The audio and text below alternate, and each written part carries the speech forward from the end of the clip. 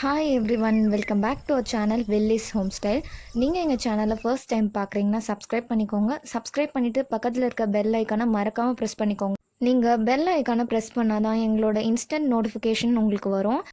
And எங்கள் சேனலில் Navaratri ஸ்பெஷலுக்காக daily பிரசாதம் ரெசிபிஸ் போட்டுட்ருக்கோம். Day 9 ரெசிபிஸ் தான் இன்றைக்கி பார்க்க போகிறோம். Kesari and green gram dal laddu. Kesari recipe already எங்கள் சேனலில் அப்லோட் பண்ணியிருக்கோம். நான் லிங்க் டிஸ்கிரிப்ஷனில் கொடுக்குறேன், நீங்கள் செக் பண்ணி பாருங்கள். இப்போ நம்ம க்ரீன் கிராம் தால் லட்டு, அதாவது பச்சை பயிர் லட்டு எப்படி பண்ணுறதுன்னு பார்க்கலாம். ஃபஸ்ட்டு பச்சை பயிரை எண்ணெய் சேர்க்காமல் வறுத்து எடுத்துக்கணும், நல்லா கலர் மாறுற வரைக்கும். நான் ஒரு பேனில் 1/2 கப் அளவுக்கு பச்சை பயிறு சேர்த்துருக்கேன். இது வந்து நல்லா ஒரு ப்ரௌன் கலர் ஆகிற வரைக்கும் நம்ம இதை வந்து நல்லா வறுத்துக்கணும்.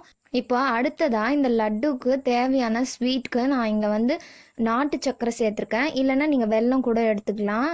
இந்த சர்க்கரை சேர்த்துட்டு இதில் கொஞ்சமாக தண்ணி சேர்த்து நல்லா உருகுற வரைக்கும் இதை ஹீட் பண்ணிக்கலாம். இந்த சர்க்கரை நல்லா உருகுனதுக்கப்புறமா இதை ஆஃப் பண்ணிடணும். இப்போது அடுத்ததாக நம்ம வறுத்து வச்சுருந்த பச்சை பயிரை மிக்சி ஜாரில் சேர்த்து நல்லா அரைச்சி எடுத்துக்கணும். நல்லா பவுடர் ஆகணும், அந்த அளவுக்கு நீங்கள் அரைச்சி எடுத்துக்கோங்க. இப்போ நான் இதை ஒரு பவுலில் சேர்த்துட்டேன். பவுலில் சேர்த்ததுக்கப்புறமா இதில் லைட்டாக உப்பு சேர்த்துக்கோங்க. ஏன்னா அப்போ தான் வந்து நமக்கு எந்த ஒரு ஸ்வீட்டுக்குமே டேஸ்ட் வந்து நல்லா எடுத்து கொடுக்கும். ஒரு பிஞ்ச் அளவுக்கு சேர்த்தாவே போதும்.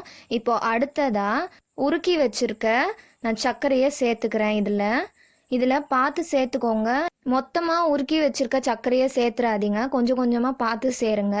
ஒரே டைமில் நம்ம சேர்த்தோம்னா சர்க்கரை அளவு வந்து அதிகமாகிறதுக்கும் வாய்ப்பு இருக்குது. அதுக்கப்புறமா லட்டு வந்து நமக்கு சரியான பதத்தில் பிடிக்கவும் வராது.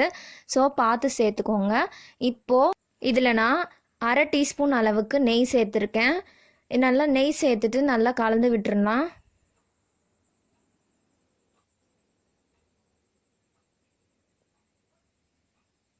இப்படி நல்லா கலந்ததுக்கப்புறமா மீதி இருக்கிற உருக்கி வச்சுருக்க சர்க்கரையை சேர்த்து அந்த மாவெல்லாம் ஒன்றா சேர்ற மாதிரி நம்ம நல்லா கலந்துக்கணும்.